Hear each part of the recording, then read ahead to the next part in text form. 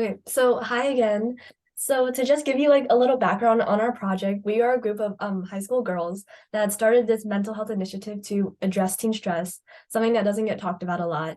And we hope through series like this, telling stories about mental health, that we can just bring more light and just educate more. Love that. And as someone who struggled a lot with mental health as a teen, much needed. All right, so just to start off, I'm Abba, so I'm gonna be taking your interview today, asking you questions. And I'm Audrey, and I'll be the note taker.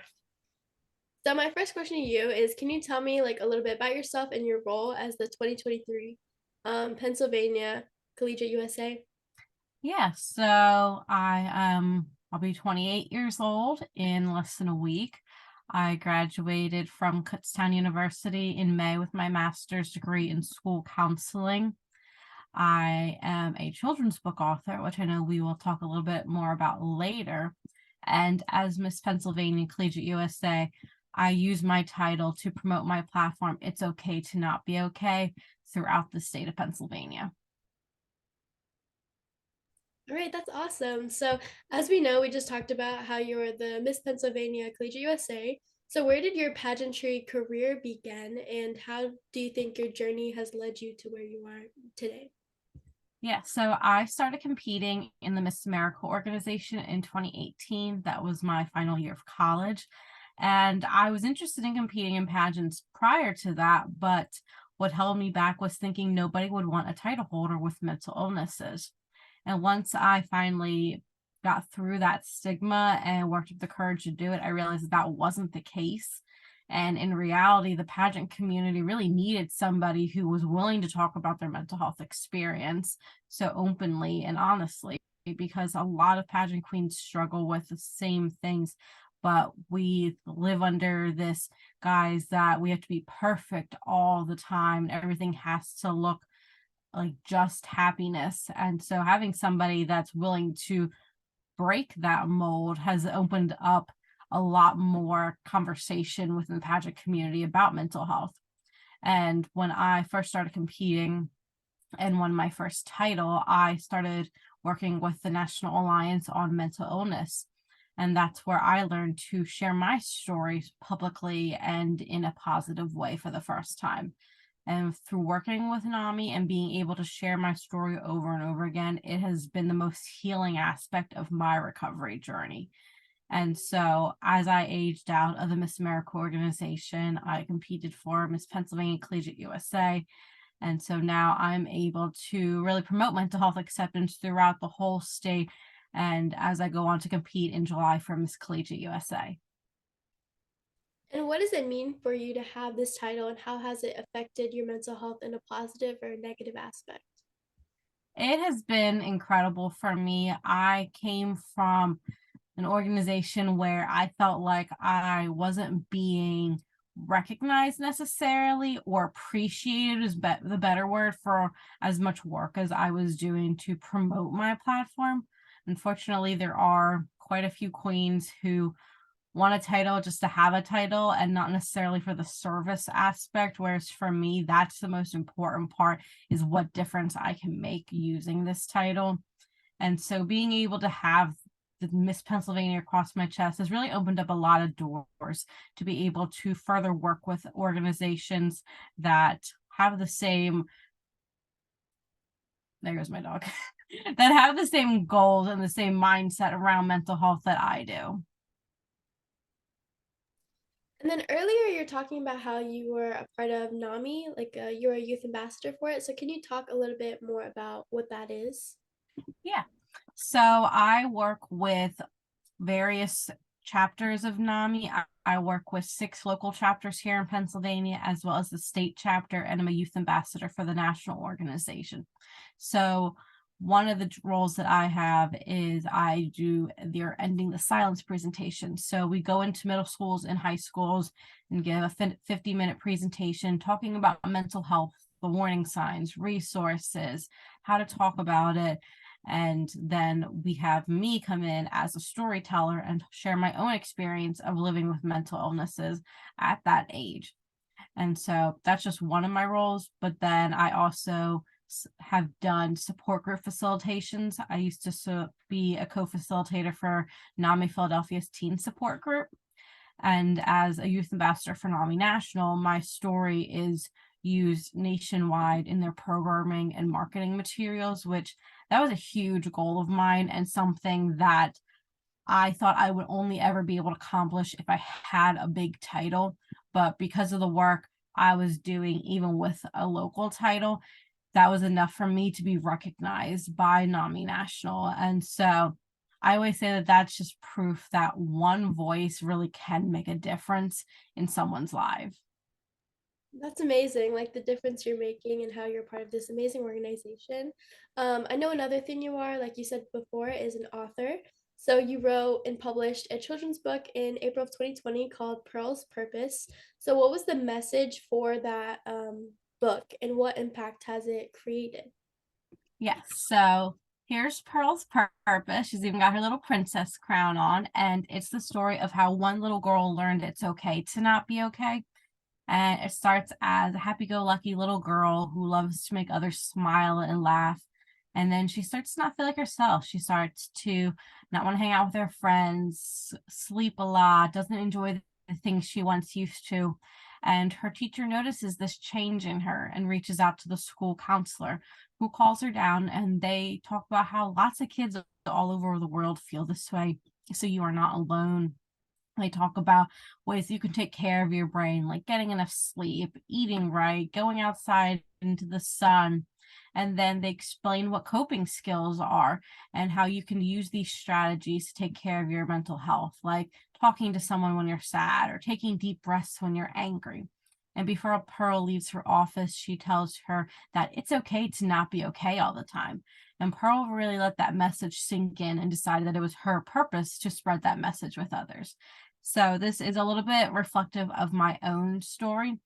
I was diagnosed with depression and anxiety when I was a junior in high school.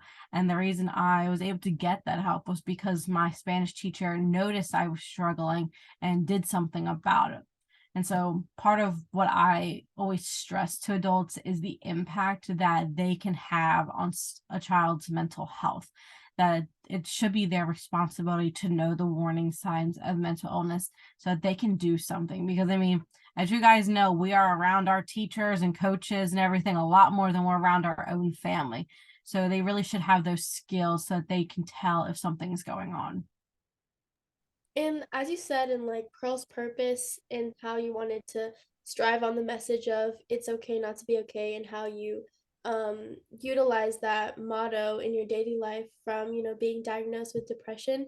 Can you expand a little bit more about that and the significance you think that the youth should hear about that motto, it's okay not to be okay? Yeah, when I was first diagnosed, I felt like it was a personal failing that I was diagnosed with these mental illnesses. And I graduated 10 years ago this year, so mental health was talked about even less than it is now. And so we really like touched on maybe one day in health class, and that was it. So I really felt that I had done something wrong to feel this way, when in reality, we know that that's not the case. And so when I went to outpatient treatment my senior year, they automatically put everybody on medication. And I remember specifically walking down the hallway and thinking, I didn't want medication. I should be able to be happy on my own. I shouldn't need happy pills. Whereas 10 years later, I'm completely the opposite. I'm like, yep, got to take my meds. And so really internalizing the message that it's okay to not be okay. It's okay to ask for help. It's okay to not be perfect. It's okay to feel whatever it is you're feeling is something that I know I needed when I was struggling in middle school, high school. And so I know that message resonates with a lot of people. And as you were saying how like you had mental illnesses growing up in your teenage years and throughout high school, how do you think your coping mechanisms have changed from when you were in high school till now? Well, I actually have coping mechanisms. So, that's a good thing. In high school, I really had no idea what to do. I was pretty much known as the crying girl at school because I just cried a lot. And that's pretty much how I coped because I wasn't allowed to really show a lot of emotion at home because that would make my dad or my brother mad or annoyed or whatever. And in what I was dealing with toxic things at home. I was in an abusive relationship. I was getting bullied by my ex-best friend. I was trying to figure out where I wanted to go to college. And so all very relevant things that teens are still dealing with today. And so being able to cope would have been a lot better, but all I really knew how to do was cry. And there wasn't a whole lot of resources at school. I started school-based counseling after my initial diagnosis, which is when an outside agency is contracted through the school to do your therapy sessions there. But that wasn't really enough help for me. And my school's counselors weren't really equipped to deal with mental health crises. And so nobody really taught me how to handle what I was going through. But when I did go to outpatient, what I learned is for the first time that there were other teenagers going through the exact same things that I was going through and feeling the same things. And that was a huge turning point in my recovery journey, is to really realize that I wasn't alone in what I was going through. One of my kind of last questions for now is, as like a mental health advocate, what would you say is your biggest advice or message that you'd like to prevail for all teens out there that are struggling with different kinds of mental health issues? Just talk about it. There's still that stigma that we don't want to look as if our lives aren't perfect. But in reality, statistically, 1 in 5, I think that statistic is much higher. People are dealing with mental health conditions. So not only does it help you talk about your experiences and talk about what you're feeling, but that can make it an open conversation for your friend to share exactly what they're going through too. Mental illnesses are naturally meant to isolate us. And so keeping those conversations and those friendships as open and honest is key. And it's something that I wish that I had been better at and more willing to do when I was struggling, because lo and behold, every one of my friends is dealing with mental illnesses too. And it would have felt a lot less isolating to know that I wasn't alone and that my friends really did understand what I was going through. So don't be afraid to talk about it, because I know your generation is much more willing to talk about mental health. And I fully think that your generation and beyond is going to really eradicate the stigma that surrounds mental illnesses, because you are willing to talk about it. And so to keep talking and don't be afraid to reach out for help. All right. For me, that's all the questions I have. Audrey, do you have any questions for her? Oh, one question actually. So if I'm saying this correctly, but I was looking at your page and I noticed somewhere you said you're a school counselor. Is that correct? Yes. Do you want to talk a little bit about that and like your, incorporation with like mental health? Yes. So I graduated in May with my master's degree in school counseling. While I haven't found a full-time job placement yet, because I also run a small business that has kept me extremely busy, I completed this past school year a 600-hour internship in an elementary school. And so being a school counselor, as somebody who used to be that student that needed a school counselor, is a really interesting experience, because I'm able to connect with my students because I know exactly what they're going through. I know what it's like to need those services and to not know how to ask for them. And being a school counselor was something that I remember specifically thinking about in high school when trying to decide where I wanted to go to college, that I really wanted to be a school counselor, but I didn't think I could be because I was dealing with my own mental health issues. And what I learned 10 years later is that my mental illnesses make me a better school counselor. What I used to see as a weakness is actually a strength, because not only am I able to connect with the students, but I'm able to advocate for them. So like when a parent doesn't want their child to be diagnosed with something or doesn't want them to go to therapy because they don't want something to be wrong with them, I use self-disclosure and I explain the things that I have gone through and how that doesn't stop where I've all the things that I've accomplished. And that really opens people's eyes, because still in media and everything, we see people with mental illnesses as lazy or crazy or violent. And so when a guardian is able to see somebody in their child's life that's made an impact, also lives with mental illnesses, it really opens their mind to, hey, this isn't a death sentence. This is just something that my child needs extra support with. And that's all schools want to do, is to be able to support students in the best way that they know how. And so being a school counselor helps me do that. And it was also part of the inspiration for writing my children's book, because I realized that stigma is learned. It's not something that we are inherently born with. My students are so willing to talk to me about anything and everything, including things they probably shouldn't.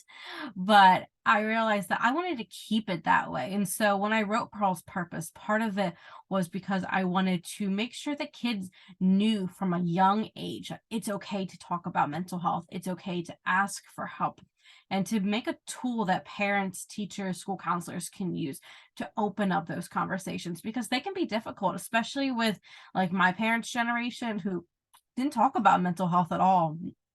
And so having those tools are really necessary to make it so that people can talk about mental health, because nobody should have to struggle in silence. That's all I have. So All right, I do actually have one more question. Yeah. So with holding this title, what do you have? Like, do you have any plans for like the future, near future, when it comes to mental health, or how you want to spread awareness on that? Whether that's creating like more books or visiting to more like areas and spreading awareness that way. Yeah, so I have a lot of plans. I actually met with a organization new to me yesterday to discuss some different plans, having me speak at their suicide prevention conference going on, and doing a news segment with them, some other social media content. But I really want to be able to promote my book throughout the state. I partner with an organization called Emmy Carpenter for suicide prevention in Delaware County, Pennsylvania. And I had spoken at an event they did over the summer where these sisters also had me sell my book, and they ended up loving Pearl's Purpose so much that they have bought a couple hundred copies that they donate to schools and libraries within Delaware County. So currently, all 15 public school districts have copies of Pearl's Purpose, and at least I think 13 of the libraries. And so a lot of the libraries have asked me to come down and read my book and talk about mental health with kids. But I really want to continue doing that throughout the state of Pennsylvania. So I do have some things set up in other counties, including where I live in Berks County, to be able to share Pearl's Purpose with more kids. I also, one thing that we haven't discussed is I have a scout patch, and it's called the It's Okay to Not Be Okay patch. And so it looks like this. And so I meet with Girl Scouts and Boy Scouts, and I, depending on the age, either read Pearl's Purpose and do an activity with them to make sure that they really understand the message, or with like middle school and high school students, I do a presentation and talk to them about how they can take care of their mental health from a young age, and how they can stop stigma in their own lives. So that is another tool that I've been able to use to really reach youth. And so I have a couple Girl Scout things coming up that I'm really excited about. But in general, I just want to keep working with the organizations that I work with, and keep being able to speak throughout the state at different mental health events, different community events, because the more people I can reach with my story, the more people that will learn they're not alone in what they're going through, and that it is okay to not be okay. All right. I'm pretty sure that's it for the questions. Thank you so much for coming to this interview. I definitely was very educated on your past, and you're making a really big difference within your county, within your state, and your community, and it's very inspiring. Before you leave, we were wondering if you could send us some pictures of you, like in action, like, so we can post on our social medias when we post for, this interview. Also, like, let us know one sentence or something that's something unique about you. Audrey, can you give her like examples of what we've yeah, had? so it's just like one like silly opinion or like silly fact about you. We gotten like Mustard Advocate like owns a red car. Someone can do like silly like Animal Crossing voices, so like anything like that. Well, the first thing I thought of is the fact that I'm only 4'9" and 3/4. So that's funny, but my book is actually named after my car, who is a white and pink Jeep Renegade named Pearl. So, Oh, Wow. I mean, you could take your pick. I'm pretty entertaining. So, also, can we get one quick picture with you real quick? yeah, I was going to say the same thing. Okay, You want to take? Okay, you're going to take on. we'll do ours first. Ugh. My hair is always getting stuck on these rhinestones. 1, 2, 3. Okay, thank you. Okay, let's see. This out of the way. I've got like cords everywhere. Oh, baby. Oh, I'm covering my own face. 1, 2, 3. Perfect. Thank you Thank so you so much much. for having me, guys. And the fact that you're teenagers doing this is incredible, because I would not have been brave enough to do this work that at that age. So I'm really proud of everything that you guys are doing. And I'm so appreciative that you allowed me to share my story with you. Thank you. We really appreciate it. And if you have any like other queens that you would like recommend to us, let us know, because we would love to expand our Behind the Crown series, which is actually the series that we're doing for pageant women sharing their stories, kind of explaining how they're more than just, you know, a pretty face, more than just what, yeah.